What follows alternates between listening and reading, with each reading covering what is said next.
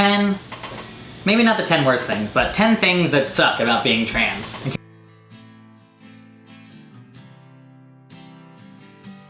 6 would be fear. Any of the fear around being a trans person. I am lucky as a trans masculine person that I don't face nearly as much persecution and risks of violence and assault, and just I don't face nearly as much adversity and risk as a trans feminine person would and a person of color would. But being in the South, I do face a lot of discrimination. I have experienced harassment at the hands of people in bathrooms and by my local government trying to take away the rights of trans people just to use bathrooms or be protected in schools or public places. So most of us are way more afraid to be in public places than our cis counterparts are. Just using the men's locker room sometimes can be terrifying. What if the wrong person's in there with really bigoted ideals and they want to kick my ass for just wanting to shower after getting a good workout in? Like, these are things that pass through my brain every day, like a trans person, as a trans person, and things that most cis people won't think about. Obviously, I mean, I'm sure that there's cis people that are uncomfortable in locker rooms or, you know, don't like to pee in public or whatever, but probably not due to the fact that you think that people think you don't belong where you are. And being afraid that somebody will see you and think that you don't pass or call you out for being somewhere that you really do belong, but because society has some closeted views and some closed-minded views, there's just a lot of fear that goes around many parts of being a trans person. It's not always around bathrooms. You just never know how somebody's going to react, whether it be meeting your significant other's parents and then finding out that you're trans, or being afraid what a judge is going to say when you're going up to have your name legally changed because they can decide yes or no based on their own feelings, or being discriminated against at the doctor's office because they are still gonna misgender you because of what your paperwork says you were biologically born as. It goes on and on and on, and a lot of trans people are afraid, and it sucks to be afraid. Nobody likes to go out in the world and be unsure of what people think about them, or what someone's going to say to them, or if somebody's going to grab them or hurt them. And I don't know that everybody realizes that these are real things that trans people talk about, that trans people think about all the time, and that many of us are afraid. Number 7, being outed. Being outed sucks, and sometimes it's unintentional, sometimes you do it yourself, which I'm gonna make a video about that because I am always outing myself and it's so bizarre, but just being outed can suck. I am not a stealth trans person, so I'm not really that upset if somebody finds out that I'm trans, even if they're like a stranger on the street, but I usually want it to be on my own terms, and not a lot of people, or some people don't really realize that, and they'll disclose things without the permission of a trans person, and just it can suck when you go somewhere and you're expecting to be read as the way you present and the way you identify, and then someone will bring up the fact that you're trans when it has nothing to do with your interaction. Yeah, that part can really suck. Number 8, waiting. The entire waiting game of transitioning can be really awful. Waiting to know who you really are. It took me 22 years to finally accept that I was going to start medically transitioning. I probably knew for a few years before that, but I dragged my feet. So just waiting to find out who you are, and then waiting to start hormones if you're going to start hormones, and then waiting to get surgery if you opt to get surgery, and waiting for the changes to happen once you start to transition. Just, it's a lot of waiting. And life in general is a lot of waiting if you think about it in certain terms, but I think a lot of us are impatient to finally see ourselves the way that we hope to be seen, or the way that we imagine ourselves, or the way that we truly feel, and so the waiting can just seem endless, and the changes can seem slow, and it can just seem like everything is just out of reach when it's really not. But that is definitely one of the toughest parts for me, but I'm also really impatient. But yeah, waiting is not fun. Number 9, being misgendered. Being misgendered sucks.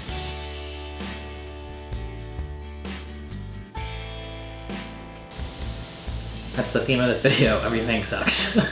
But, I mean, we've all seen movies like She's the Man and Motocrossed and Mulan where someone just chops their hair off and suddenly everyone reads them as a boy, and it's so easy, and that is just not how the world works. I mean, some people are very lucky and they pass really easily if that's what they're going for, and then some people constantly get misgendered. I am 2.5 years in this transition and I still get misgendered, probably about 25% of the time. I don't know why, but it sucks when you expect that, oh, I finally look masculine, or I look the way I want to look, and I sound the way I want to sound, and I present the way I want to present, and I'm what feels like so far into this journey, and then, you know, a stranger who has no idea and probably doesn't intentionally do so calls you the wrong pronouns or the wrong name or the wrong identifier,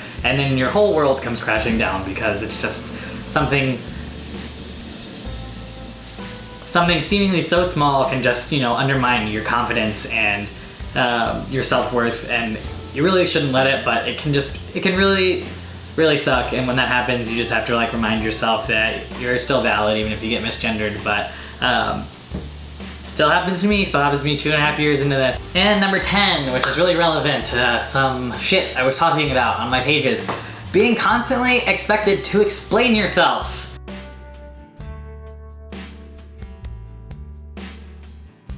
And be nice about it, and be patient about it, and fucking smile when people ask really invasive questions and hold their hand because they're just curious and you owe everybody an explanation for just being who you are. That's bullshit. And honestly, you don't owe anybody any more explanation than the next person does. And yes, people want to be educated, but also sometimes people just want to be fucking nosy, and they don't have to know everything about you, and you don't owe people explanations about your medical history or your fucking anatomy or why you decided to do something or why you chose your name or what your old name was or anything.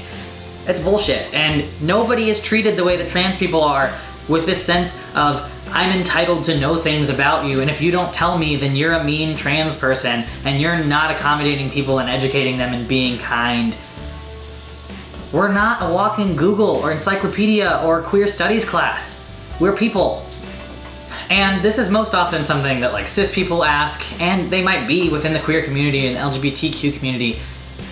Doesn't matter. That doesn't make you more entitled to know something that I don't feel is appropriate. Also, if it's our first interaction, why would your first thing be to ask me about my junk? What does it matter what's in my pants? It doesn't. It has no relevance to you. And if you're a trans person jumping on one of these posts and saying that I owe somebody that explanation, you are part of the problem. If you're okay talking about that, that's totally fine. That's your prerogative. I am no less of a good advocate or a good resource because I won't talk about my personal fucking genitals. Like, at the end of the day, like, that's what it comes down to. When you get dozens of messages a day asking what your junk looks like, you do not owe every person a, I'm sorry, this is not a acceptable question as an answer. Maybe just don't ask people about their genitals. Don't ask people stuff that you wouldn't ask your mom. Don't ask people you wouldn't ask the guy that you're next to at Starbucks. If I turn around and ask you and it makes you uncomfortable, then you shouldn't be asking me that thing.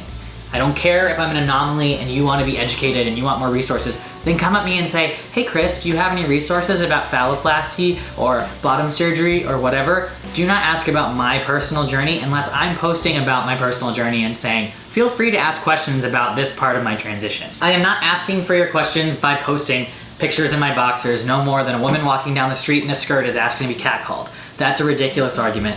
And the trans people that jumped on my page saying things like that, oh boy, I just can't. And honestly, you know, I'm not an easily offended person, and I'm not even offended by these questions. At this point, I just think that people need to know what is and isn't okay to ask other people, regardless of if you're trans. You just shouldn't be asking these questions. Like, it's baffling to me that people feel so entitled to this. Like, just don't do it. Like, simple.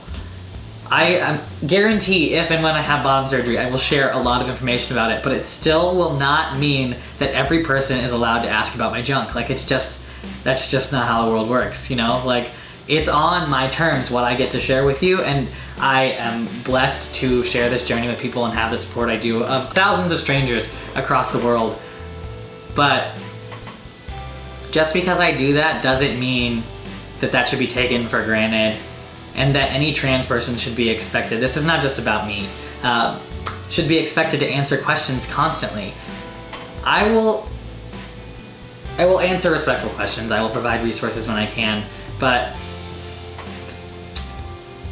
this is just something that trans people are subjected to, and they're treated like entertainment for people that don't understand them, and like they have to be accommodating so that they can be accepted, whereas other people who are not trans don't have to disclose information about their surgical history or their genitals or their sexual preferences to be deemed valid or accepted in society. So it's all double standards, and it's bullshit, and it's just inappropriate at the end of the day. I'm not saying that nobody will answer those questions, and I'm not saying I'll never answer those questions or provide resources on those topics, but it's just inappropriate. If our first interaction is you asking me about what's in my pants, you need to probably learn to say hi first. But those are 10 things that suck about being trans. And, you know, honestly, hopefully this just provided a little bit of insight if you're not a trans person for some of the things that really, really do not rock about being a transgender person. I just hope that that was at least a little bit relatable to some other trans people out there who might be thinking like, God, this sucks today. If you had a feeling about one of those things on the list or 10 of those things on that list, you're not alone, and there are many parts of this journey that are not awesome, and it's okay to not always be a super positive ray of sunshine, oh my goodness, success story, brave trans person 100% of the time. Like, that's okay. So, thanks so much for watching. And just to turn things around a little bit and make things a little bit positive, be sure to go below and comment something you like about being trans if you're a trans person. Or if you're not a trans person, just comment something nice. So thanks so much for watching. Be sure to subscribe and check out my next videos. And one last thing before I go, I wanted to point out the shirt that I'm wearing. This is one of our latest designs at Flaunt Streetwear. It's our trans equality tee. We had it for a pre-order last month, and the reason that we designed this shirt was in response to the whole trans military ban, and because our current partner at Flaunt, Spencer, is a Air Force veteran, and a lot of our friends are trans and also veterans of the US military, and we just think that all that is bullshit, and we wanted to create a trans positive shirt. So it's just a logo on the front. On the back it says trans people deserve acceptance, love, safety, equality, rights, and everything. All right, see y'all next time.